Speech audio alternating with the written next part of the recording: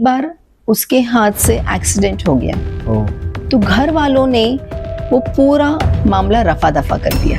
He himself had a major accident, उसे bail out नहीं करते तो उसे वो हैबिट शायद वो कम कर देता।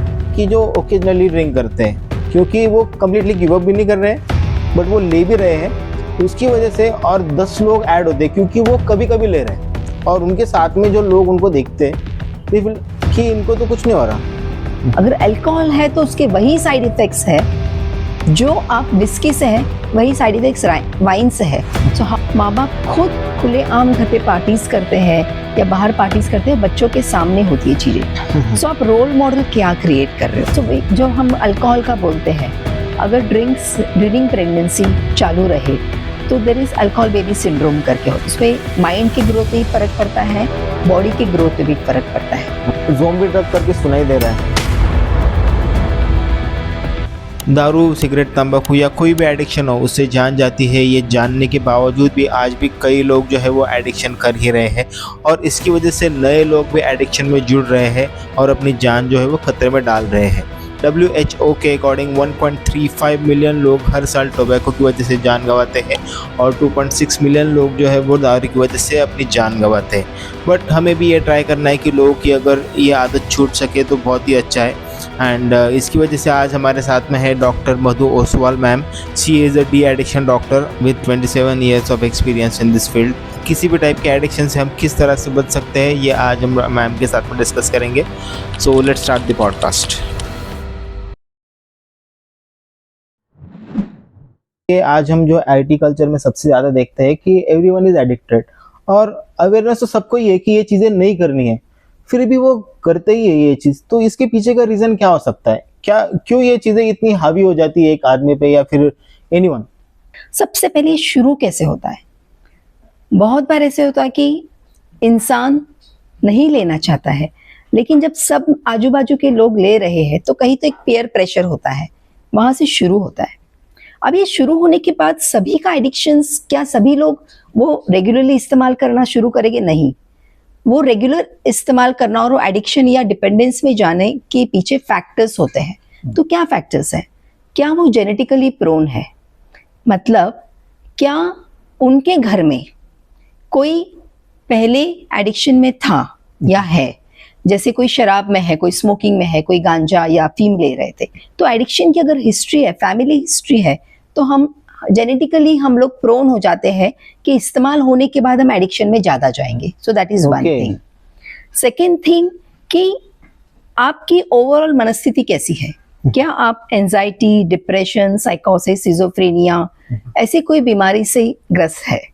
कि अगर मेंटल इलनेस कोई है तो एडिक्शन, कोई भी चीज का यूज से एडिक्शन में जाने के चांसेस बढ़ जाते हैं। सेकेंडली, आपकी लाइफ को स्ट्रेस मैनेजमेंट करने की आपकी कोपिंग स्किल्स कितनी है? सपोज आपको कोई काम रिलेटेड स्ट्रेस या फैमिली स्ट्रेस या रिलेशनशिप स्ट्रेस हैंडल करने में आपके खुद की कोपिंग स्किल्स पुअर होती है, तो उस जगह पे हम लोग सोचते हैं कि मैं स्मोकिंग करूंगा तो मुझे रिलैक्स फील होगा, मैं ड्रिंक्स लूंगा तो रिलैक्स फील होगा। सो दे फाइंड अ गेटवे कि मुझे वो लेने से अच्छा लगता है, स्ट्रेस मेरा कम हो जाता है। तो स्ट्रेस और एडिक्शन का अगर रिलेशंस फॉर्म हो गया तो फिर वो डिपेंडेंस में जाते हैं। सो बेसिकली IT सेक्टर में तो भी ऐसा हो गया है कि वर्क इज, बहुत इनसिक्योरिटी है, बहुत स्ट्रेस है, पीयर प्रेशर बहुत है, सभी ले रहे हैं तो मुझे लेने में क्या प्रॉब्लम है? और यंग लोग हैं, यंग लोगों को लगता है कि जो होगा बाद में देखा जाएगा, अभी तो मैं इस स्ट्रेस से या मैं एंजॉय करूं या मैं स्ट्रेस कम करूं। सो इस साइकिल में वो चले जाते हैं और हाथ से बाजी कब निकल जाती है उन्हें खुद को पता नहीं होता है। एक वक्त ऐसा आ जाता है कि उस चीज के बिना वो रह नहीं पाते हैं। मतलब पहले लेते जब है तो खुश रहने के लिए या हाई मिलने के लिए, और बाद में नॉर्मल फील करने के लिए कि तकलीफ ना हो, विड्रॉवल सिम्टम्स ना हो, मुझे एंजाइटी ना हो, नहीं लिया तो बेचैन होते हैं, तो वो कंटिन्यू करने के लिए लेते हैं। सो ये साइकिल में चले जाते हैं। मैम, बट आपने जैसे बताया कि एक पीयर प्रेशर होता है, काम का प्रेशर भी होता है, उसके अकॉर्डिंग अगर लोगों को लग भी रहा है, सबको पता है कि ये चीजें गलत है, नहीं करनी चाहिए, but still they are boasting about themselves कि नहीं मैं तो इतना कर सकता हूँ, मैं तो इतना पी सकता हूँ और जो भी चीजें हैं। बट वो तो खुद हो के तो ये सारी चीजें स्टॉप नहीं करेंगे because they are feeling pride in that thing, जो कि बहुत गलत है। अगर हमारे फैमिली में कोई भी है, उनको लगता है कि इन्होंने ऐसा नहीं करना चाहिए, उनका लड़का हो, पति हो, their wife, whoever that person is, फिर अगर उनकी फैमिली मेंबर्स को लगता है कि इसका अगर हमें ये एडिक्शन जो है वो बंद करना है, तो वो उसके लिए क्या कर सकते हैं? मतलब इनडायरेक्टली अगर कुछ ऐसी चीज है कि अगर हम वो करेंगे तो एडिक्शन अपने आप चला जाएगा। I know about nicotine, but apart from that is there a natural way that will automatically pull you away from that particular addiction? So yeah please गो। सो आपने जैसे पूछा कि क्या एज अ फैमिली मेंबर मैं अपने निकट की जो इंसान है उसको मैं एडिक्शन स्टॉप करवा सकता हूँ क्या? तो बेसिकली हर इंसान को अगर एडिक्शन से बाहर आना है, उसकी खुद की कहीं तो उसको ये जानना होगा कि वो एडिक्शन उसको क्या कर रहा है, उसके फायदे कितने हैं और उसके नुकसान कितने हैं। ओके। अगर वो उस स्टेज तक नहीं आया, सेल्फ मोटिवेशन नहीं है, तो उसमें से उसे बाहर लाना डिफिकल्ट होता है। सो देयर आर टेक्निक्स की जहां पे हम उसका मोटिवेशन इंक्रीज कर सकते हैं। So these are called motivation enhancement therapies और मोटिवेशन इंटरव्यूइंग टेक्निक्स। तो यहाँ पे डॉक्टर की मदद लेना, जो एडिक्शन में काम करते हैं, या काउंसलर या साइकोलॉजिस्ट, उनकी हेल्प लेना जरूरी होता है। अब फैमिली मेंबर क्या कर सकते हैं? बहुत बार ऐसा होता है कि फैमिली मेंबर्स को चीजें दिखती है कि उस इंसान की एडिक्शन की वजह से न सिर्फ उसे तकलीफ हो रही है, उसके काम पे, उसके फैमिली में, उसके रिलेशनशिप्स में तकलीफ हो रही है, लेकिन वो उस बात को या तो दबाए रखते हैं, किसी से शेयर नहीं करते हैं, हेल्प नहीं सीख करते हैं, बिकॉज कहीं ना कहीं एडिक्शन फैमिली मेंबर्स के दिमाग में टैबू है कि ये सही नहीं है। भले वो इंसान बोस्ट कर रहा हो कि मैं इतना ले सकता हूँ, I am controlling my self, but it's not a control. अब टॉलरेंस डेवलप, अपने आप ज्यादा ले रहे हो मतलब आप टॉलरेंस डेवलप हो गया आपका, so which is a next step of addiction, which is not good. तो फैमिली में बस इतना कर सकते हो, वो उस इंसान को उसके नशे की वजह से जो भी उसकी लाइफ में साइड इफेक्ट्स होते हैं, जिसे हम बोलते हैं problems, consequences because of addiction, वो उसे सफर करने देना चाहिए। जैसे एग्जाम्पल, सैटरडे संडे पार्टी हुई है, ओवर ड्रिंक किया है, मंडे मॉर्निंग जॉब पे जाना है पर टाइम पे नहीं जा रहे, तो उसकी वाइफ उसके बॉस को फोन करके बोलती है कि नहीं, इनकी तबीयत ठीक नहीं है या कोई हो गया है। सो यहाँ पे आप उसको हेल्प नहीं कर रहे हैं, आप उसको एनेबल कर रहे हैं। एनेबल कर रहे हैं यानी उसकी नशे की बीमारी है, एक्चुअली नशा एक बीमारी है, उस बीमारी को बढ़ा रहे हैं, राइट? उसकी कोई रिस्पॉन्सिबिलिटीज उसके नशे की वजह से वो फुलफिल नहीं कर रहे हैं इंसान, तो उसे उससे बचाइए मत। Let him face the consequences. जितने कॉन्सिक्वेंसेस फेस करेगा उसे रियलाइज होगा, नो दिस इज हार्मिंग मी, मुझे नशे के फायदे से ज्यादा नशे के नुकसान ज्यादा हो रहे हैं, and that will be the step where he will realise कि I should do something about it, मुझे इसके बारे में कुछ करना चाहिए। जब तक उसे मदद मिलती रहेगी, भले वो काम में हो, घर में हो, रिलेशनशिप्स में हो, हम एनेबलिंग करते रहेंगे, उसमें से बाहर नहीं आएंगे। तो ये एक तरीका रहता है, stop enabling, help the person face the consequences of what the addictions are doing to his body. Someday he'll realize कि no, I have to take help, ये मुझे भी नुकसान कर रहा है, this is too much. Like कुछ ऐसे हुआ था मेरे यहाँ पे कि लिए जा रहा है ड्रिंक्स, एक बार उसके हाथ से एक्सीडेंट हो गया, तो घर वालों ने वो पूरा मामला रफा दफा कर दिया। अगर उस वक्त उन्होंने रफा दफा नहीं किया होता और उसे जो भी कॉन्सिक्वेंसेस है उसे फेस करने दिए होते उसके बेटे को, तो उसके बाद उसके साथ जो हुआ, he himself had a major accident in the future बाद में, तो वो मेजर एक्सीडेंट से वो बच जाता, क्योंकि वहीं पे जब वो छोटा सा एक्सीडेंट उसके हाथ से हुआ था, उसे बेल आउट नहीं करते, तो उसे वो हैबिट शायद वो कम कर देता या उसमें कुछ सोचता उसके बारे में, वो ट्रीटमेंट में आता और आगे होने वाला एक्सीडेंट से वो बच जाता। अभी इस एक्सीडेंट के बाद उसने छोड़ दिया है, लेकिन we should stop helping people. But ma'am, अभी आपने जैसे बताया कि एडिक्शन, जो ये आपने जो एग्जांपल दिया है वो बहुत एडिक्टिव लोगों के लिए हो गया, मतलब जो डेली ड्रिंक कर रहे हैं। बट सबसे जो ग्रे एरिया मुझे लगता है जो सबसे डेंजरस है, वो ये लगता है कि जो ओकेजनली ड्रिंक करते हैं, क्योंकि वो कम्प्लीटली गिव अप भी नहीं कर रहे हैं, बट वो ले भी रहे हैं, और उनकी जो लेने की जो आदत है उसकी वजह से और 10 लोग ऐड होते हैं क्योंकि वो कभी कभी ले रहे हैं और उनके साथ में जो लोग उनको देखते हैं they feel कि इनको तो कुछ नहीं हो रहा, इसने तो Right. कल ये तो मेरे से ज्यादा भाग रहा है, both of them are going to gym. जबकि वो जो एडिक्टिव पर्सन है जिसको एडिक्शन हो चुका है पहले से, जो कंज्यूम करता है सिगरेट वगैरह, वो ज्यादा करके एक्सरसाइज कर रहा है और ये कम कर पा रहा है, but genetics are different, right. Right. इसका एडिक्शन के लिए हम क्या कर सकते हैं? पहले एक्सपेरिमेंटेशन होता है कि मैं पहली बार ले रहा हूँ, वो कोई भी वजह से हो, कोई फ्रेंड ऑफर कर रहा है तो ले रहा हूँ, या अपने आप मुझे आज क्यूरियोसिटी है कि सब लोग ले रहे हैं तो मैं ट्राई करता हूँ। इस स्टेज से जाता है स्टेज ऑफ यूज में, कि जहाँ पे एक बार लेने के बाद उस इंसान को अच्छा लग रहा है और वो सोशल ओकेजन्स में लेना शुरू करता है, जिसको आप ओकेजनल यूजर बोलते हैं या सोशल यूजर बोलते हैं। फिर ये इंसान ओकेजनल यूजर तक रह सकता है, मे बी वो जेनेटिकली प्रोन नहीं है, लेकिन उसके साथ जो लेने वाले हैं शायद वो हो सकता है वो जेनेटिकली प्रोन हो, या उनको कोई मेंटल डिजीज हो या स्ट्रेस हो, और वो ओकेजन से ज्यादा, सोशल से ज्यादा now he starts using regularly और अकेले में यूज करना शुरू कर देते हैं, राइट। और फिर ऐसा वक्त भी आ सकता है कि वो रेगुलर लेने के बाद लेना उनके हाथ में नहीं रहेगा, फिर वो डिपेंडेंट स्टेज में चला जाएगा। तो ये ओकेजनल यूजर और ये डिपेंडेंट यूजर में क्या डिफरेंस है? सो ओकेजनल यूजर कैन रिस्ट्रिक्ट उसकी जो आदत है, भले वो स्मोकिंग हो या अल्कोहल हो या वीड हो या कोई भी अदर ड्रग हो, he can, his body is made that way, या मेंटली वो इतने स्ट्रांग है कि वो उस वक्त रिस्ट्रिक्ट कर सकते हैं, जेनेटिकली वो प्रो नहीं है। तो उनके बॉडी पे या उनके माइंड पे या उनको वो उस चीज की आदत नहीं लगी है, so he can really carry on with this life with that addiction. लेकिन ऐसा नहीं है कि उसके साइड इफेक्ट्स नहीं होंगे उनको।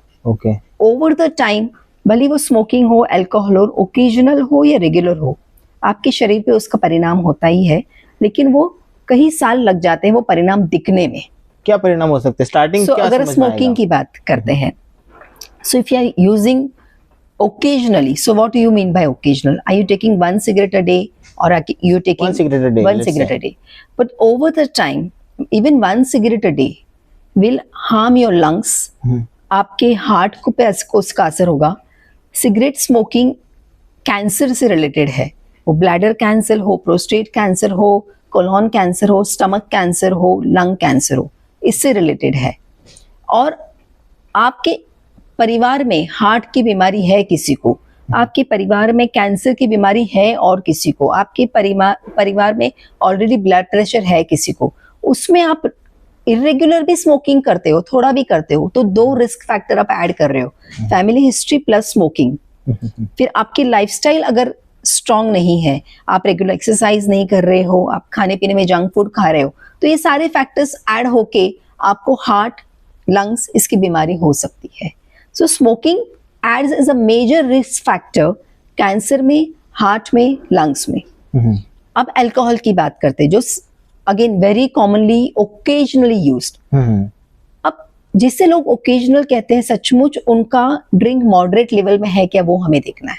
So what is moderate drinking and what is heavy drinking? Moderate drinking still it is an addiction, whatever it is, but हम उसे मॉडरेट ड्रिंकिंग का नाम भी क्यों दे रहे हैं फिर इस जगह पे?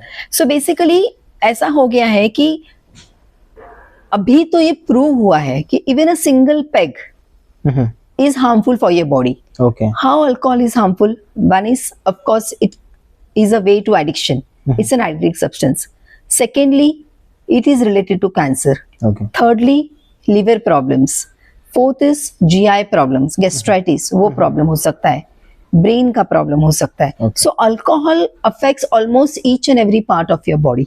हाँ, तो पहले ऐसे कहते थे, यूएस के गाइडलाइंस है कि जहाँ पे 14 drinks per week for men is moderate drinking and 7 drinks for women is moderate drinking. लेकिन अभी ये कहते हैं कि even a single peg is not healthy. So alcohol is not healthy. पहले बोलते थे कि red wine is healthy, but it's no more so. So no drink is healthy. Why red wine? उसके ऊपर बहुत सारी डिबेट है और बहुत लोग ये लेके आते हैं घर पे कि नहीं रेड वाइन बहुत अच्छा है स्किन के लिए। गर्ल्स में सबसे ज्यादा यही रहता है कि no I am going to take the red wine क्योंकि office okay. So red wine में अल्कोहल नहीं है, पहले ये पूछिए। ओके, वो कहते हैं कि वो फ्रूट बेस्ड होता है या बाली बेस्ड, ये सब वाइन वहां से होता है, सो नेचुरल है। सो कौन सा ड्रग नेचुरल नहीं है?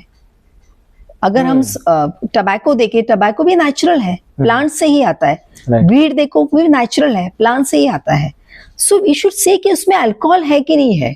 अगर अल्कोहल है तो उसके वही साइड इफेक्ट्स है जो आप विस्की से है, वही साइड इफेक्ट्स वाइन से है। So how much of wine you are taking, how much of alcohol you are taking, so that is very important. So it's not that beer and wine are safe because they are like, you feel that they are like girls drink or soft drink. It's not that way.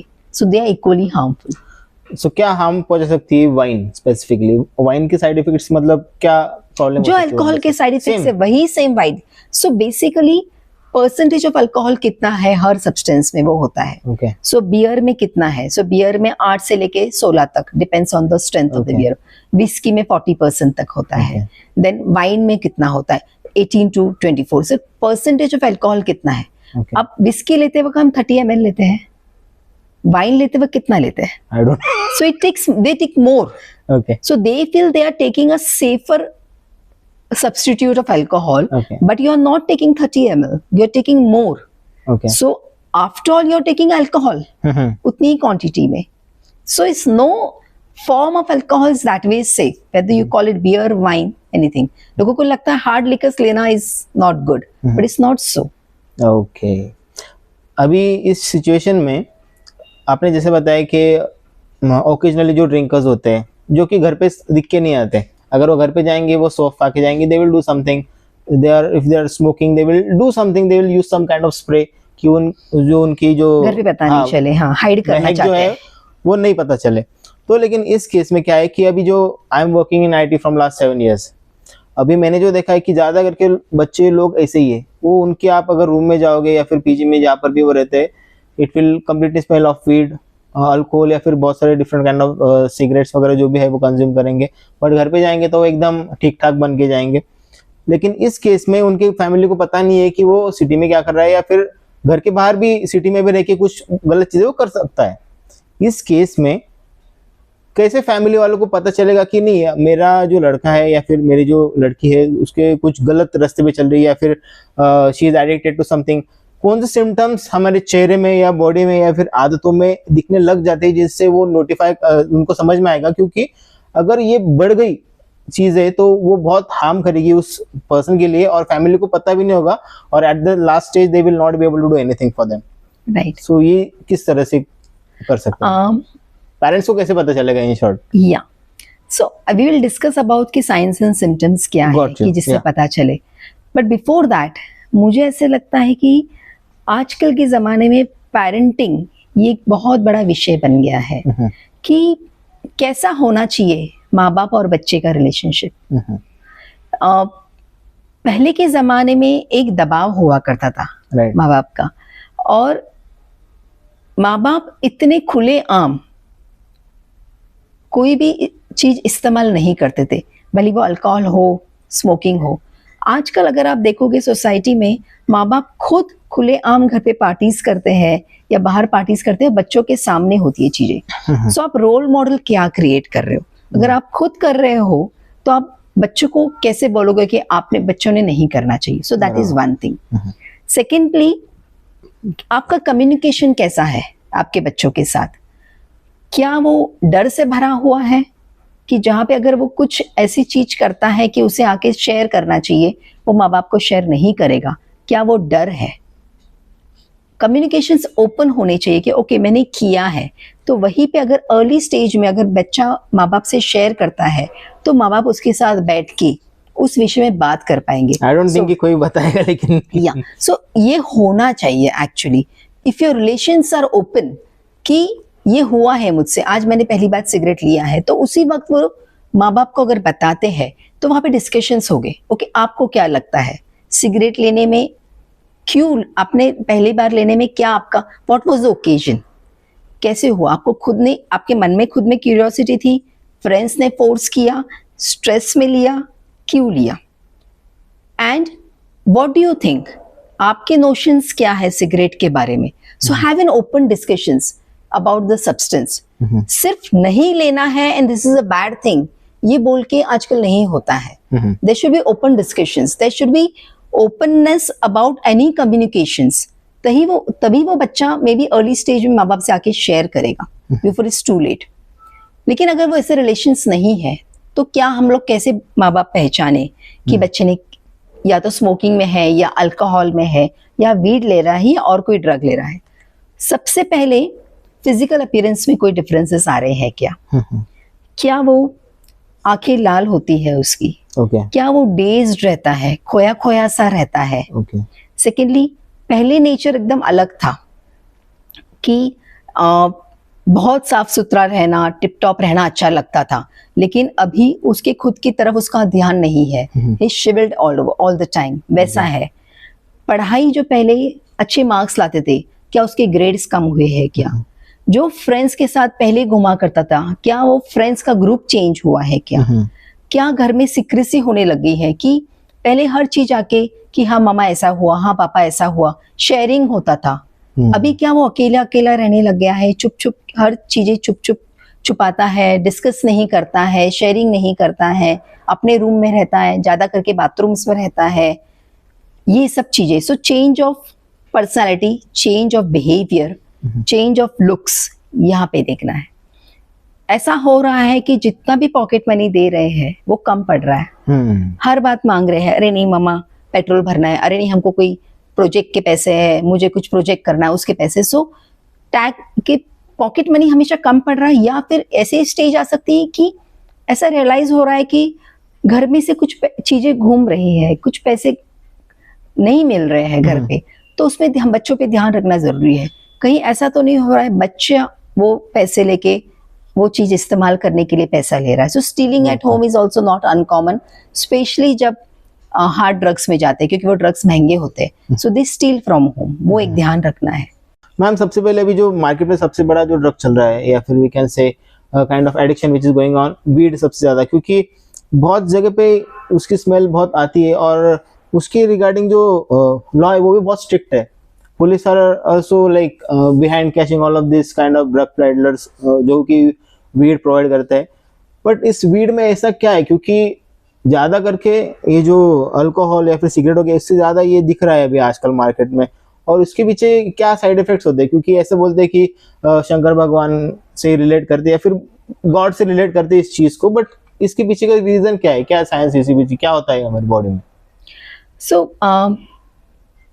बच्चों को ऐसे लगता है कि smoking harmful है, alcohol harmful है, weed is safe because again weed is natural. लोगों को ऐसे लगता है कि दिखता है वो ग्रास की तरह दिखता है, वो पत्तियों की तरह दिखता है. सो that is it is believe that weed is safe. And weed लेने के बाद इंसान को क्या साइड इफेक्ट्स होता है इसके बारे में नेट में उल्टा प्रोपोगेंडा किया हुआ है, saying that weed is in fact have medicinal qualities होती है उसमें, तो लेना अच्छा होता है, ऐसा भी प्रोपोगेंडा है. तो बच्चे जो है तो है उन्हें लगता है taking weed is something not harmful for their body. So this, और तंबाकू लेना या स्मोकिंग करना हार्मफुल होता है. So now we see a trend of children taking weed, या फिर आईटी सेक्टर में वीड का बहुत हो गया है लेना. But is weed safe? No, it's not safe. अगर वीड आप स्मोक कर रहे हो तो जो टबैको स्मोकिंग से साइड इफेक्ट्स होते हैं वही साइड इफेक्ट्स आपको वीड स्मोकिंग से भी होते हैं. क्या चेंजेस क्या होते हैं बॉडी में? सो लंग्स, सबसे इंपॉर्टेंट लंग्स. सो आपको लंग्स की डिजीज होगी, क्रॉनिक ब्रोंकाइटिस होगा, आपको एस्थमा अगर प्रोन है तो एस्थमा के सीओपीडी जिसे बोलते हैं वो होगा, आगे जाके लंग कैंसर के चांसेस है वो होते हैं. वीड का ब्रेन पे बहुत असर हो सकता है.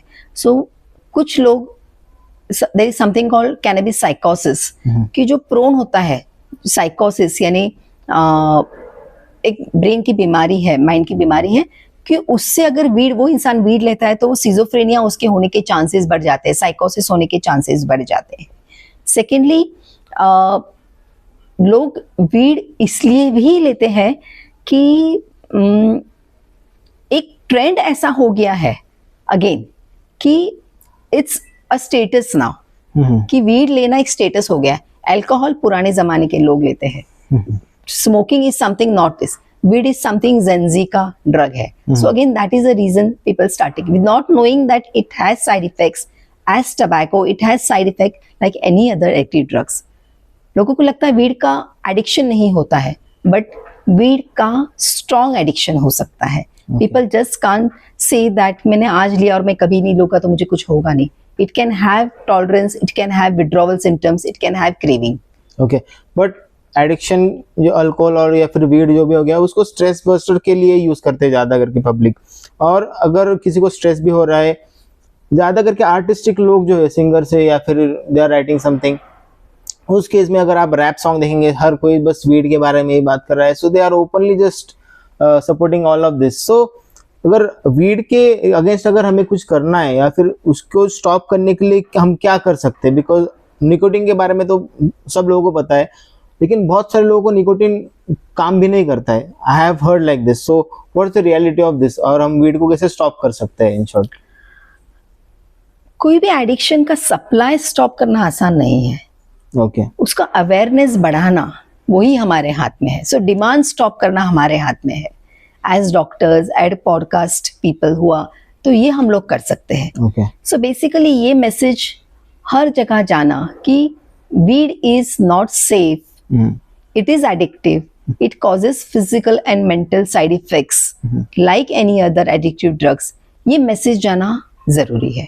Okay, law enforcement demand side को रोक सकते हैं, लेकिन as people working in the society हमारा रोल रहेगा सप्लाई साइड को रोकना. बिल्कुल. सॉरी, वो लोग सप्लाई साइड को रोक सकते हैं, बिल्कुल. हमारा रोल रहेगा डिमांड रोकना. क्योंकि जिसको चाहिए वो तो कुछ भी करके ढूंढ ही लेगा. एग्जैक्टली. ओके, सो अभी I want to ask you hypothetical question. जैसे अभी की जो करंट सिचुएशन है, जो कि वीड हो गया, फिर any kind of addiction which is going on, इसका जो करंट ट्रेंड चल रहा है ऑल ओवर इंडिया, फिर पूरी दुनिया में, how do you see their children after 20 years? मतलब ट्रेंड कैसा होगा और कितना परसेंटेज नशे का बढ़ चुका हो सकता है उस टाइम पे? What could be the scenario, what could be the situation at that time?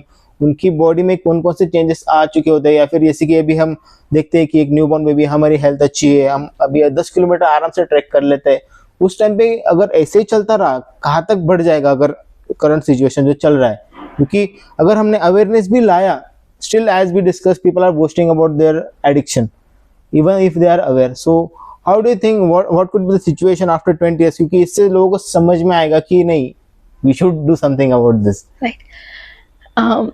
मैं इसको दो सिनेरियोस में पेश करूंगी. बिल्कुल. मैं बहुत ऑप्टिमिस्टिक हूँ. मुझे ऐसे लगता है कि ऐसा वक्त आएगा कि इंसान ये सब इस्तेमाल करके ऐसी सिचुएशन में आ जाएगा ह्यूमन एज अ ह्यूमैनिटी कि नहीं, इससे बाहर आना है. And they will start living a life without addiction. Okay, जैसे आप यूएस में अभी देखते हो, वहां पे वेजिटेरियनिज्म बढ़ते जा रहा है. Okay, right. People are coming की come towards more of vegetarianism, more of meditation, more of mindfulness. एक साइकिल पूरा घूम के वो वहां पे आए हैं जहाँ पे ओरिजिन था, कि जो एक सात्विक लाइफस्टाइल बोलते हैं उस तरफ यूएस के लोग जा रहे हैं, और हम उल्टा जा रहे हैं फिलहाल. लेकिन होगा, ये साइकिल घूमेगा वापस, जहाँ पे दे पीपल विल रियलाइज कि नहीं, जिंदगी में रियल आनंद जो बोलते हैं, जिसे प्लेजर सीकिंग बोलते हैं, जिसको डोपामिन जो चीज में वो बाहर, वो चीज वो नेचुरल चीजों में ढूंढना शुरू करेंगे. They will go back to nature, they will go back to pure friendships and relationships, they will go back to their own mental health, mindfulness, इसकी तरफ जाएंगे. तो मैं होपफुल हूँ कि कहीं ना कहीं जाके ये साइकिल रुकेगा. बट टिल देन हमारे एफर्ट्स हम कम नहीं कर सकते, बिकॉज अभी जो ट्रेंड चल रहा है ये सिर्फ वीड, वेप, अल्कोहल, टबैको तक नहीं रहा है. अगर आप देखोगे एवरीडे न्यूज़पेपर, हार्ड ड्रग्स जैसे एमडी बोले हैं, म्याओ म्याओ बोलो, एलसीडी बोलो, ये सब ड्रग्स क्या है? इनके बारे में बताओ. I don't know anything of this honestly. So basically there are two types of drugs. Okay. One is legal drugs, one is illegal. Legal में टबैको और अल्कोहल लीगल इसलिए बोलते हैं क्योंकि गवर्नमेंट उसका टैक्स लेती है एंड दैट इज अलाउड, मतलब वो गवर्नमेंट के अंडर आ रहा है. बिल्कुल. एंड वो एनपीडीएस एक्ट जो होता है, सो साइकोट्रोपिक एक्ट जो बोलते हैं हम, नार्कोटिक साइकोट्रोपिक एक्ट, उसके अंडर नहीं आते हैं. सो बाकी जो ड्रग्स है, भले वो कैनबिस हो, हार्ड ड्रग्स में आपका MDMA बोलो, मैथ बोलो, मेथएम्फेटामाइंस बोलो, LSD बोलो, ये सारे ड्रग्स इलीगल ड्रग्स में आते हैं. सो अगर ये लेते हुए या बेचते हुए पकड़े गए तो इस पे सजा होती है.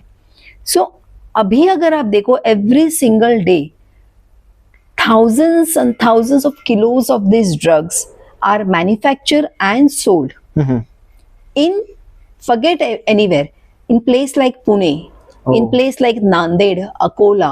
अभी आज की न्यूज देखो, श्रीवर्धन के कोस्टल एरिया में 1.5 किलो चरस पकड़ा गया in the coastal, on the beach over there. So अभी हार्ड ड्रग्स की तरफ बहुत, बिकॉज उससे पैसा बहुत है. सो लाइक सपोज इंसान 100 रुपए इन्वेस्ट करता है उसमें और बेचने पे उसे 1000 रुपीज मिलता हो, 10 टाइम्स मिलता हो या 20 टाइम्स मिलता हो, it becomes very easy for a person to go into that business, so called business model. इसकी वजह से इसका बहुत प्रमाण बढ़ गया है, स्पेशली हार्ड ड्रग्स का. And we have to be really on our toes कि हमारे बच्चे क्या कर रहे हैं, क्या ले रहे हैं. और इसलिए मैंने जो पहले बताया था कि बच्चों के साथ संवाद, open communication of trust, not of fear, communication of I care for you and that's why I ask you. मुझे तुम्हारी चिंता है इसलिए हम इस विषय पे बात कर रहे हैं, और ना कि मैं आप पे कंट्रोल करना चाह रहा हूँ. ऐसे कर कम्युनिकेशन नहीं रहा तो सभी जगह ये ड्रग्स अवेलेबल है. हमें अपने बच्चों को बचाना है. फिलहाल ये सिचुएशन है, लेकिन आगे जाके मुझे ऐसे लगता है सारी चीजों पे ऐसा हो जाएगा कि थक जाएंगे इंसान करके, and they again come to a lifestyle कि जहाँ पे ये चीजें उनका पार्ट ऑफ रूटीन नहीं रहेगा, may be a part of culture रहेगा, सिर्फ ओकेजनली लेना. So let's see. अभी जो लोग हैं जो ड्रिंक करते हैं, या फिर मेन वुमेन एवरीवन जिनकी भी शादी नहीं हुई है, अभी के अगर हम 10-20 साल पहले जाएंगे, मतलब हमारे पेरेंट्स की जो जनरेशन है उनके टाइम पे बहुत स्ट्रिक्ट एटमॉस्फेयर था, तो they were just away from all of this addictions mostly. उन्होंने कभी ज़्यादा करके किया नहीं. बट अभी की जो जनरेशन कर रही है उन्हें नहीं पता है कि उनकी बॉडी में क्या चेंजेस आ रहे हैं. They just look themselves in the mirror और उन्हें लगता है कि वो हेल्दी है. राइट. ओके. बट आगे चल के they will also have babies, उनकी शादी वगैरह होगी या फिर जो भी होगा, उस केस में उनके जो बच्चे रहेंगे उनमें कौन से टाइप के यानी डिसऑर्डर्स देखने को मिल सकते हैं. क्योंकि considering today situation, Pune is considered as the party city.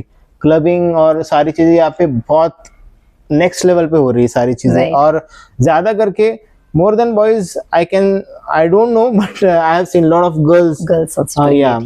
Next level, मतलब continuous more than boys, they are into this because they are finding themselves that moment as a pride moment for them, and kind of an independent movement. Yes. And they are defining themselves as an independent woman holding a glass or bottle of beer in their hand. So इस case में उनकी जो आगे generation रहेगी उनका क्या body में क्या डिसऑर्डर्स रह सकते हैं. Right. Okay. So as a women, एक तो उन्हें अपने शरीर के बारे में सोचना है.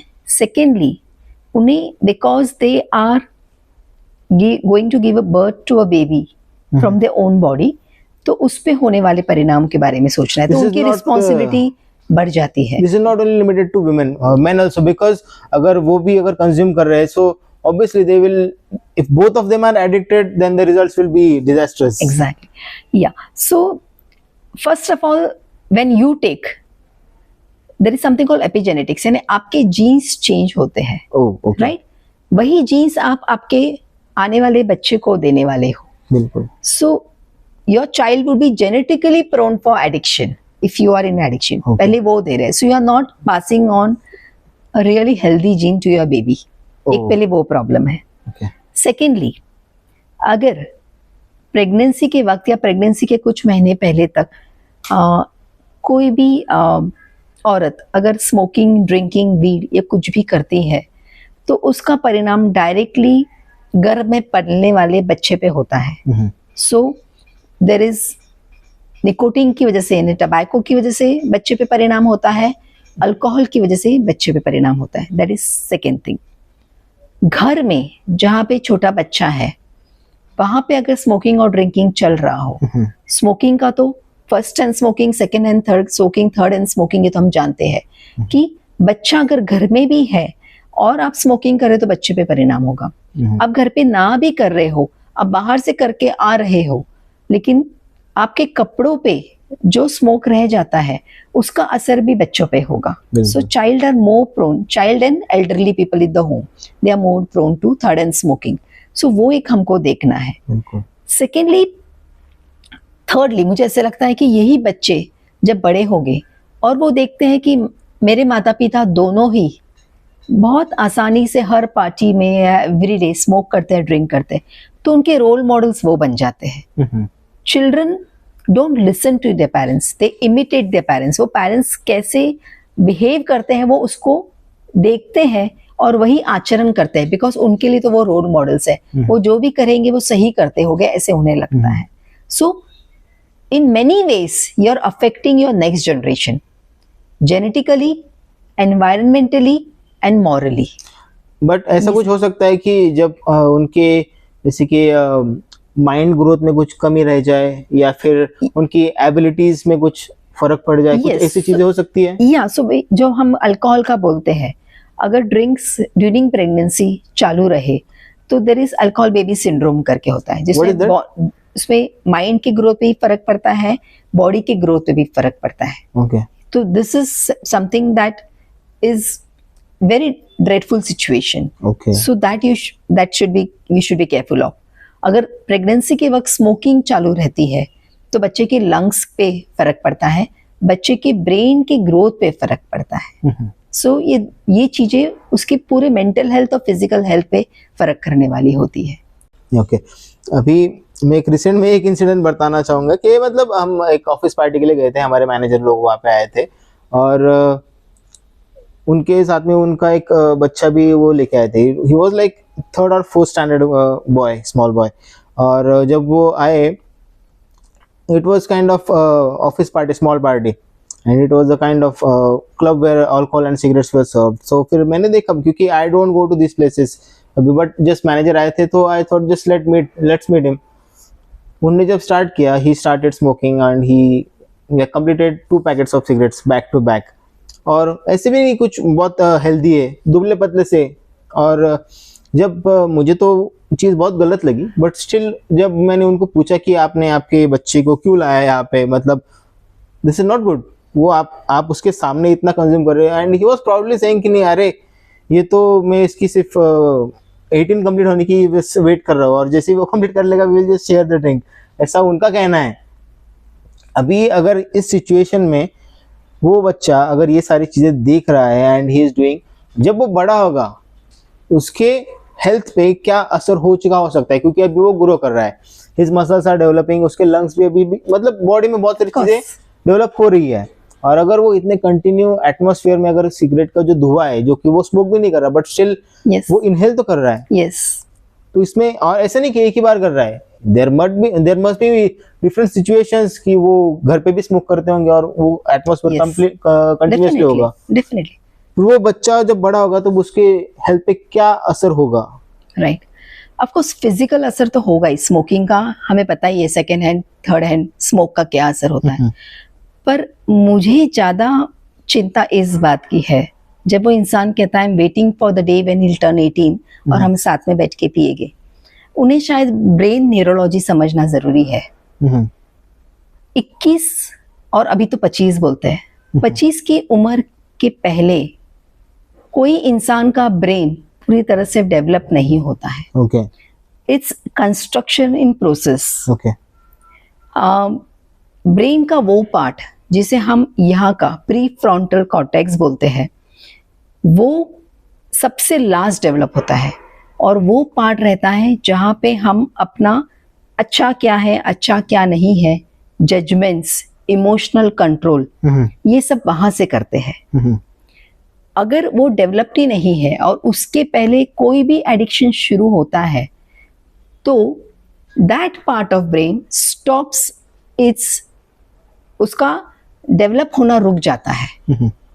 So basically if you start addiction before the age of 25, any addiction, brain development रुक जाता है, एंड सेकेंडली आपका एडिक्शन होने का चांसेस यानी डिपेंडेंस होने का चांसेस बढ़ जाते हैं। इसलिए exposure to any of the addictive substances in anyone before the age of, पहले 21 बोलते थे, नाउ दे से इट्स 25, ये शुरू करना ही बहुत हानिकारक है ब्रेन डेवलपमेंट के लिए। तो उनका इमोशनल रेगुलेशन, उनका कोपिंग स्किल, उनका प्रॉब्लम सॉल्विंग स्किल्स, उनका मतलब जिंदगी को कैसे आगे लेके जाना है, ये सारी स्किल डेवलपमेंट का हॉल्ट हो जाता है। That is one thing. और सेकेंडली एडिक्शन होने के चांसेस बढ़ जाते हैं। Suppose if there are studies, thousands of studies showing that if a person starts after the age of 25, तो वो आगे जाके डिपेंडेंस में कम जाएगा as against the person starts before the age of 25, because आपका ब्रेन ही डेवलप नहीं हुआ है। और अनडेवलप ब्रेन को आप केमिकल्स, न्यूरो एक्टिव सब्सटेंसेस से आप एक्सपोज कर रहे हो, तो आप आपके ब्रेन को हार्म कर रहे हो। सो that is, so physical harm plus mental harm. Thirdly, ये इंसान को फर्स्ट सिगरेट, फर्स्ट स्मोक करने में कभी बुरा नहीं लगेगा, बिकॉज उनके वो देख रहे हैं। सो रोल मॉडलिंग उसका ऐसा हो चुका है कि he feels nothing is wrong in it. In fact he will be okay, it's routine for him, क्योंकि उसने बचपन से देखा है घर पे। सो आजकल का जो हम ये स्टेटस सिंबल बोल रहे हैं ना कि we smoke at home, we drink at home, we take weed at home, and it's okay if children are there in front of you. No, it's not okay. आप बच्चों में क्या इमेज क्रिएट कर रहे हैं वो आप देखिए। क्या आपको ये नॉलेज है क्या कि 25 साल के पहले बच्चे ये चीजों में एक्सपोज करता है और शुरू करता है तो उसके ब्रेन डेवलपमेंट में फर्क पड़ने वाला है? क्या आपका नॉलेज है? और ये होते हुए आप कर रहे हो तो then I think you should have questions on your parenting. बिल्कुल। और ना जानते हुए कर रहे हो तो सोचिए इस बारे में कि आप कर रहे हो क्या सही कर रहे हो। They will be failed parents in future definitely. अभी आपने जैसे बताया कि ये जो बच्चा बड़ा होगा और उनकी जो नेक्स्ट जनरेशन होगी, that will be just God knows क्या होगा। बट अभी जो हम सिचुएशन देख रहे हैं कि ज्यादा करके जो पैटर्न है लिविंग का जो स्टाइल है, हमारा लाइफ स्टाइल है, वो सब बाहर से आता है, वेस्टर्न कंट्री से आता है, जो कि जिस तरह से हम कपड़े पहनते हैं, सारी चीजें, ड्रग्स भी हो गया। बाहर जाके अभी तो फिलहाल में बहुत ज़ोंबी ड्रग करके सुनाई दे रहा है, जो कि मतलब लोग एक ही सिचुएशन में बैठे रहते हैं और they are lying on the streets, मतलब कंप्लीटली ज़ोंबी बिहेवियर। इसलिए शायद से मुझे ज़ोंबी ड्रग करके शायद से उसे नाम दिया है। और वो इतने अनकॉन्शियस रहते हैं कि उनके हाथ से आसानी से कोई भी मोबाइल ले लेगा या फिर चोरी कर लेगा, they will just run away. ये सिचुएशन कितनी डेंजरस है? क्या ये ड्रग, कौन सा ये ड्रग है और क्या ये इंडिया में आया है या फिर आ सकता है? लकीली सो बेसिकली ये ज़ोंबी ड्रग है, ये फैंटेनिल, जो ओपियोइड बेस्ड ड्रग है फैंटेनिल, उसके साथ 2-3 ड्रग्स का कॉम्बिनेशन है। ये क्या होता है ये, इसके बारे में जरा क्लियर बताइए। सो फैंटेनिल ओपियोइड यानी अफीम का जो हम बोलते हैं, जिसे ओपियोइड बोलते हैं, अफीम का सिंथेटिक यानी अफीम से कहीं गुना ज्यादा स्ट्रॉन्ग अफीम बोलते हैं, जिसे फैंटेनिल बोलते हैं।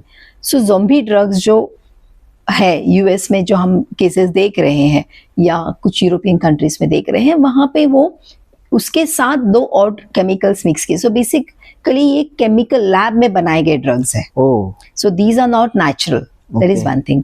और वो इंसान को कुछ ही डोजेस में इतना डिसोसिएट कर देता है, मतलब रियलिटी से इतना दूर लेके जाता है कि उस इंसान को खुद के शरीर के, खुद के मन का कहीं कुछ ध्यान नहीं है। They are like, as you say, zombie, they are absolutely lost, and this is very dangerous. That is one thing. क्या इंडिया में आया है? अभी तक ज़ोंबी ड्रग्स की न्यूज नहीं है, पर फैंटेनिल के न्यूज है। बट लकीली बहुत अब तक प्रमाण पे नहीं बढ़ा है, but if it comes it will create havoc, because fentanyl crisis ऐसा है कि फैंटेनिल का ओवरडोज होना बहुत जल्दी हो सकता है, और उस ओवरडोज को ट्रीट करना भी डिफिकल्ट है। ये ट्रीट करने के लिए ड्रग आता है नार्केन करके, ओपियम ओवरडोज ट्रीट करने के लिए। सो फैंटेनिल उसको रिस्पॉन्स भी बहुत जल्दी नहीं करता है, मल्टीपल नार्केन के डोजेस देने पड़ते हैं। So it's a very dangerous thing if fentanyl comes and becomes a part of culture. It's very frightening thought. वो फैंटेनिल का थॉट ही डरा देता है, बिकॉज ओपियम का क्राइसिस पंजाब फेस कर चुका है, अब कश्मीर फेस कर रहा है, बिकॉज पंजाब में काफी कंट्रोल कर चुके हैं, तो कश्मीर फेस कर रहा है। ओके हार्ड ड्रग्स का कैसे हम केरल में देख रहे हैं, महाराष्ट्र में हार्ड ड्रग्स का हम देख रहे हैं, एमडी, म्याओ म्याओ, मेथ, LSD, ये सब हम देख रहे हैं यहाँ पे। मतलब so I just pray and really pray कि फेंटेनिल यहाँ पे नहीं आए बस। टचवुड। Yeah. इससे मतलब बॉडी में क्या चेंजेस आते हैं इस ड्रग से, मतलब किस तरह से हार्म करता है हमारी बॉडी को internally? So opium basically acute side effects उसके क्या होते हैं कि सबसे पहले माइंड का side effects, they go into it's a depressant, यानी माइंड को एकदम डिप्रेस कर देता है, और वो ऐसे लेवल पे लेके जाता है, वो फीलिंग ऐसी होती है कि वो 3-4 घंटे बाद वापस वो डाउन हो जाता है एकदम, उसकी फीलिंग्स ऐसे हो जाती है कि ना उसको नेक्स्ट डोज चाहिए ओपियम का। So it's very very addictive. Opium कोई भी आप फॉर्म में लो, भले वो हीरोइन हो या कोई भी फॉर्म का, इट्स वेरी एडिक्टिव बिकॉज वो शॉर्ट हाफ लाइफ होता है उसका। शरीर में वो बहुत जल्द उसका एक रश क्रिएट करता है। वो रश फीलिंग जो होता है दैट्स वो एक अलग लेवल की फीलिंग होती है, और वो फीलिंग क्रिएट करने के लिए इंसान वापस घड़ी घड़ी वो इस्तेमाल करता है, और नेक्स्ट टाइम जब इस्तेमाल करता है उसको सेम डोज इनफ नहीं होता है, उसे और हाई डोज चाहिए। और कभी और प्रॉब्लम ये होता है कि अगर ये बाजार में जो मिलता है बिकॉज इलीगल है, कभी प्योर फॉर्म मिलता है, कभी इम्प्योर फॉर्म मिलता है। अगर हम इंसान वो लेते वक्त कभी अचानक से उसको इम्प्योर ले रहा है और अचानक से प्योर फॉर्म हो गया और उसने वही हाई डोज ले लिया, तो वो सबसे इंपॉर्टेंट होता है वो ओपियम ओवरडोज। उसमें उसका रेस्पिरेशन कम हो जाता है, इंसान का ब्रीदिंग कम होता है, and he may go into coma. तो उसी वक्त वो डायग्नोस करके जो हम नारकैन बोलते हैं उसको देना जरूरी होता है to get him out of that. So that is I mean opium overdose is a life threatening situation. बाकी ओपियम की आदत ऐसी होती कि बहुत एडिक्टिव है वो, और इंसान वो लेने उसकी जिंदगी उस ओपियम को लाने के मतलब ही वांट्स दैट, तो वो अपनी पढ़ाई छोड़ देगा, अपनी फैमिली छोड़ देगा, he just want that high with opium. और this is true with any hard drug. But अभी जो क्राइसिस चल रहा है केरला में, महाराष्ट्र में, इन सम पार्ट, कि वो मोस्टली ओपियम का चल रहा है।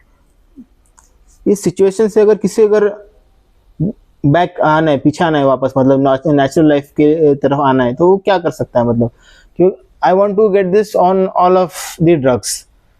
इन शॉर्ट, अगर कोई भी आपने जो सिचुएशन बताया, जो ये इतना डीप चला जाता है आदमी, अगर उसे नॉर्मल लाइफ में अगर वापस आना है, हर एक चीज के लिए बताइए, नेचुरल रेमेडीज बताइए, considering for weed, for alcohol and for cigarette as well, independently किस तरह से हम आ सकते हैं वापस। So addiction is something which is treatable. We know it's a disease of brain. It's a chronic relapsing disease of brain. Chronic इसलिए कि बहुत लंबे समय तक चलने वाला है। तो ऐसा नहीं कि मैं भी 1 महीने की ट्रीटमेंट दी वो इंसान पूरा बाहर आ जाएगा।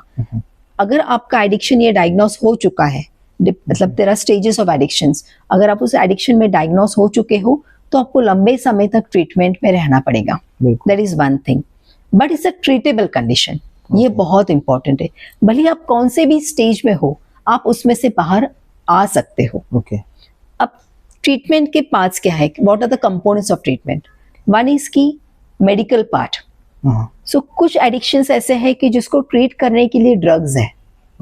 जैसे अभी टबैको का बोल दो, nicotine. So there is nicotine के लिए हम nicotine replacement therapy, anti craving drugs for nicotine, ये अवेलेबल है। सेकेंडली, अल्कोहल के लिए एंटी क्रेविंग ड्रग्स अवेलेबल है। ओपियम के लिए एंटी क्रेविंग ड्रग्स अवेलेबल है, एंटापीज ड्रग्स अवेलेबल है। So one is medical part of treatment. Secondly होता है कि there is counselling. So basically working with that person, कि इंसान उसमें है तो अब क्यों है, उसका होने की वजह क्या है, what is getting out of addiction, what is losing out of addiction, उसको उसकी उस बात की क्या वो जानता है, वो चीजों को समझ पा रहा है, उसे बाहर आने के लिए उसके मोटिवेशंस क्या, उसे जिंदगी में क्या करना है, इसके गोल्स क्या है, क्या वो गोल्स को पकड़ के उस एडिक्शन में बाहर, उसके लिए वो मोटिवेशन हो सकता है। सो मोटिवेशन इंटीग्रेटिंग थेरेपी में हम लोग ये करते हैं, the reason for continuing drugs, the reason for coming out of drugs, बिल्कुल वो उसके खुद के होने चाहिए, ना कि डॉक्टर के, ना कि काउंसलर के, ना कि फैमिली के। Every person has some motivation. इंसान जब कंटिन्यू करता है, बहुत बार ऐसा होता है कि वो उसमें से बाहर नहीं आ रहा है, लेकिन इसलिए वो अंदर है, लेकिन बाहर आने की इच्छा कहीं ना कहीं इंसान के दिल में होती है। It's not that he is not able to, it's only that yes in your patients. In fact many patients से कि बहुत बार ऐसे लगता है, सुबह उठ के इतना बुरा लगता है कि कल मैंने ड्रिंक्स क्यों लिए, लेकिन शाम होती है और दिमाग में घंटी बजती है ना, मेरे कदम उसकी तरफ कैसे जाते मुझे नहीं पता चलता है। But again come the morning I feel so bad कि मैंने कल मेरी वाइफ से प्रॉमिस किया, बच्ची से प्रॉमिस किया, and why did I take again. So there is a lot of guilt people have, there is they want to come out of it, लेकिन ब्रेन जब बहुत समय से आप कोई भी नशे के इस्तेमाल करते हो चीज, ब्रेन स्ट्रक्चरली चेंज हो जाता है और उसमें से ओनली विद विल पावर कभी कभी बाहर आना डिफिकल्ट होता है। So they need medical help, they need counselling, they need behavioural therapy. इंसान को अगर किसी चीज से बाहर लाना है, उस किसी चीज को छोड़ना है, तो कोई नई चीज इस्तेमाल उनकी जिंदगी में लाना पड़ेगा। So this is called replacement, कुछ रीइंपोज करना है। सो whether it be exercise, it could be meditation, it could be some new hobby, it could be a new work, it could be again going back to their own relationships. So उसमें से अगर बाहर आना है, मैं शाम को 6 बजे से 9 बजे तक ड्रिंक्स लेता हूँ, मुझे जब ऑफिस से निकलते ही ऐसे लगता है कि कब मैं ड्रिंक्स लूंगा, तो 6 से 9 मेरा ड्रिंक का टाइमिंग है। अब मैं मेरी जिंदगी से ड्रिंक्स निकाल रहा हूँ, तो मैं 6 से 9 करूँगा क्या? So पहले हमें पूरा हमारा जब ट्रीटमेंट प्लान होता है तो विल प्लान कि 6 से 9 का आपका प्लानिंग क्या है, what will you do in that time. Because अगर वो 6 से 9 का प्लानिंग नहीं किया तो टाइम ट्रिगर होता है 6 बजे की उसे वो ग्लास हिट करना है। लेकिन मेरे दिमाग में अगर है कि 6 बजे मुझे जिम हिट करना है, अगर मैं आदत लगा दूं तो धीरे धीरे मेरे ब्रेन को ये आदत हो जाएगी कि 6 बजे मतलब जिम और 6 बजे ड्रिंक्स नहीं। So it's called laying new pathways.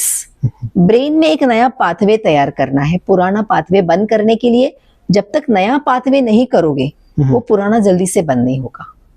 तो वो पूरा एक काउंसलिंग का पार्ट रहता है कि what will be your new replacement, what will be your new reinforcer. जिंदगी में से ये चीज निकाल रहे हो तो नया क्या डालोगे। बिल्कुल। so, वो एक पार्ट ऑफ ट्रीटमेंट रहता है। फैमिली का बहुत सपोर्ट इसमें रहता है। सो फैमिली का ये रोल रहता है कि उन्हें एडिक्शन एज अ डिजीज समझना बहुत जरूरी है। बिल्कुल।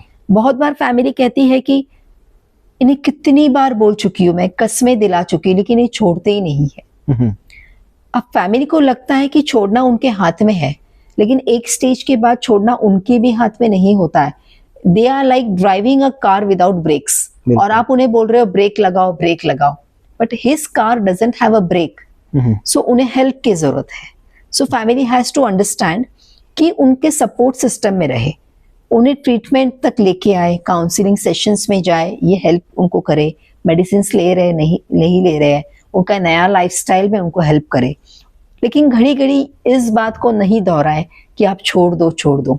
It is something like as I said कि एक पैरालाइज्ड इंसान अगर कहीं को बोले कि उसका हाथ पैरालाइज्ड है, उनको बोलो वो ग्लास यहाँ से उठा के यहाँ रख दो। अब वो पैरालाइज्ड हाथ से वो ग्लास नहीं उठा पाएगा, उनको पहले ट्रीटमेंट करनी पड़ेगी। दे हैव टू अंडरस्टैंड कि एक समय के बाद उनके ब्रेन में फंक्शनल स्ट्रक्चरल चेंजेस हो चुके हैं।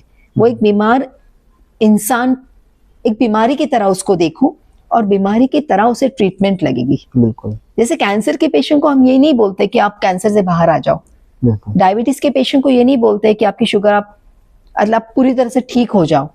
वी हेल्प देम उनके डाइट से, एक्सरसाइज से, मेडिसिन से।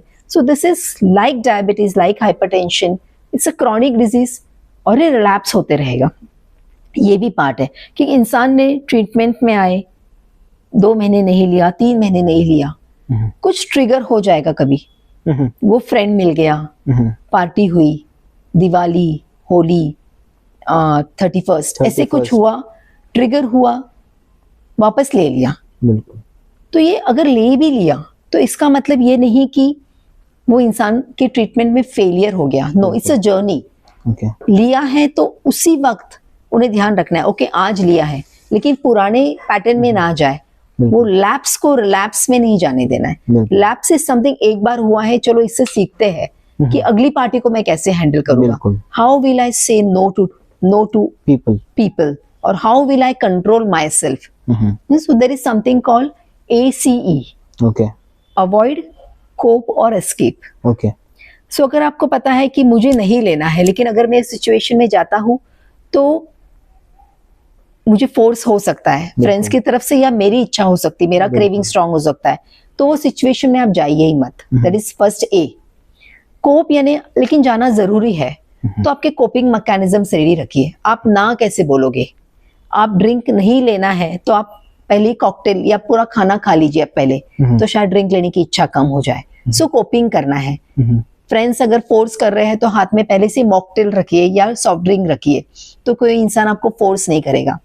कोई कहता भी है तो आप कॉन्फिडेंटली कहिए, no I have stopped taking alcohol, मैं ट्रीटमेंट में हूँ और मैं नहीं लेना चाहता, सो मुझे फोर्स मत कीजिए। फोर्स करने वाले ज्यादा रहते हैं। तो अगर आप असर्टिवली हाउ टू से नो, ये एक स्किल है।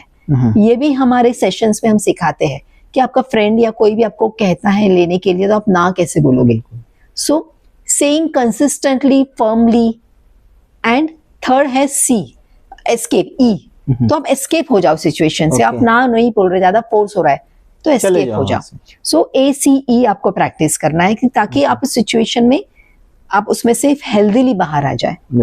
सो it's a long journey, but addiction में ट्रीटमेंट है। कितनी सारी फैमिलीज हमने देखे हैं कि जो ऑलमोस्ट ऐसा हो गया था कि होपलेस है, अभी कुछ नहीं हो सकता, but they have come out of it.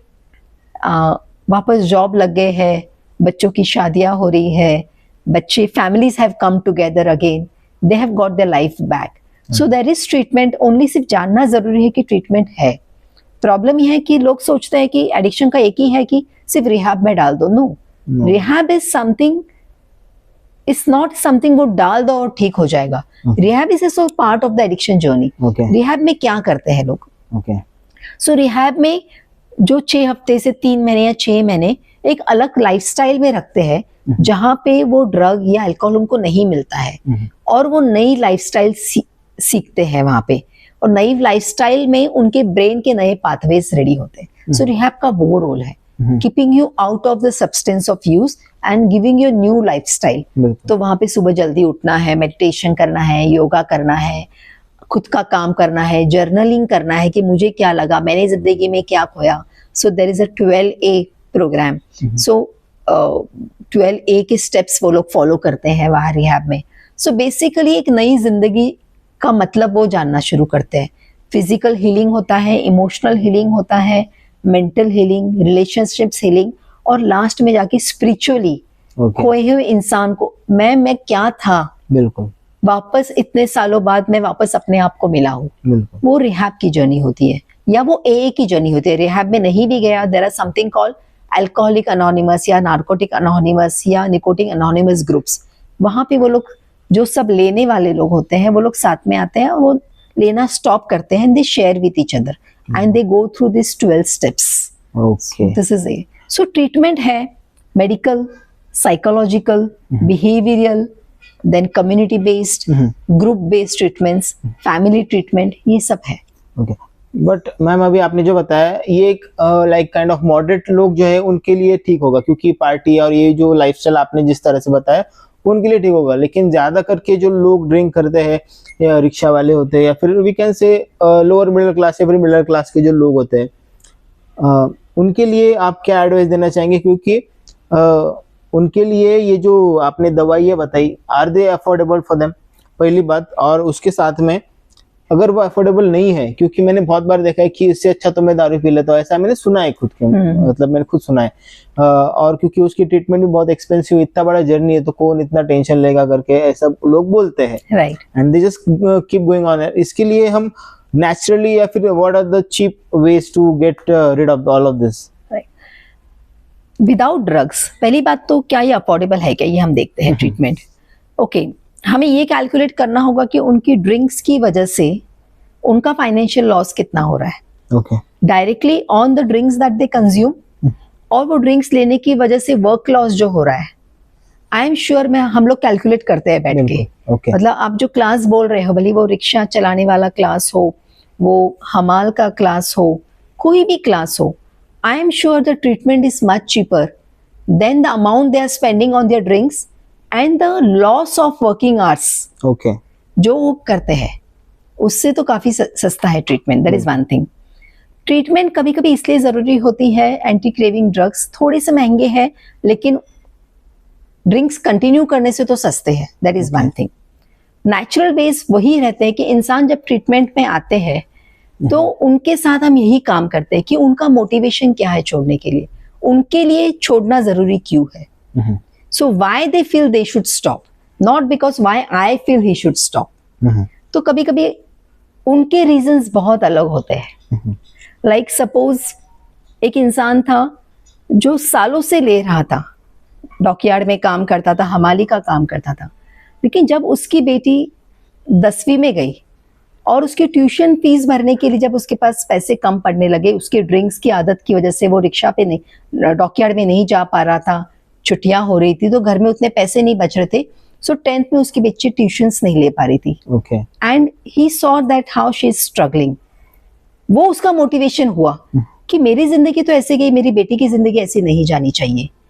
तो वो उसका मोटिवेशन लेके वो ट्रीटमेंट के लिए आया कि मुझे ये ड्रिंक्स छोड़ना है। और जब वो मोटिवेटेड रहता है तो कोई भी ट्रीटमेंट बोलो वो फॉलो करते हैं। बिल्कुल। सो उनका मोटिवेशन क्या है छोड़ने के लिए। जैसे बीच में एक केस था IT sector, again very high level manager, इतने सालों तक उसे लेना हार्म नहीं कर रहा था, लेकिन अभी उनकी बेटी मेडिकल में थैंक यू तैयारी कर रही है मेडिकल की, और नीट की पढ़ाई करते वक्त बेटी को घर में तकलीफ हो रही है, जो एटमॉस्फेयर है, और उसे पता चला कि मेरी बेटी डॉक्टर बनना चाह रही है, लेकिन इस पार्ट में मेरा ड्रिंक्स उसके लाइफ के करियर में रुकावट ला रहा है। And that person came for treatment. So ये हम कभी सोच सकते हैं कि इंसान क्यों छोड़ेगा। हम लोग क्यों सोचते हैं कि क्यों छोड़ना चाहिए, नहीं आपको कैंसर हो जाएगा, आपका लीवर खराब हो जाएगा, आपका हार्ट का प्रॉब्लम होगा, ड्रिंक्स लेना अच्छा नहीं है। It's not moral, it's something that is related to health and you have to put it that way. It's a disease, nothing to do with your morality, I put it that way. So हर इंसान का जब motivation आता है, उसका वो point आता है, उसको जब पता चलता है कि मुझे इस चीज के लिए छोड़ना है, वो इंसान आता है और वो पूरी ट्रीटमेंट में साथ देता है, फिर वो कितना भी सीवियर एडिक्शन हो। People who are drinking from morning to night, still they are coming out of it, and they stayed out of it 6 months, 1 year, 2 years, and they are coming for follow-ups. Thanks a lot ma'am. और मुझे भी यही लगता है क्योंकि एक हमारी जिम्मेदारी बनती है कि हम जिस तरह से रह रहे हैं, हमारी वजह से कुछ भी निगेटिव इम्पैक्ट सोसाइटी में नहीं पड़ना चाहिए। क्योंकि अगर मैंने गलती से भी किसी के सामने किया और अगर उस व्यक्ति को अगर नहीं करने की इच्छा होगी, but he might get pulled into that addiction. So thank you so much man, thank you so much for your time। Thank you so much।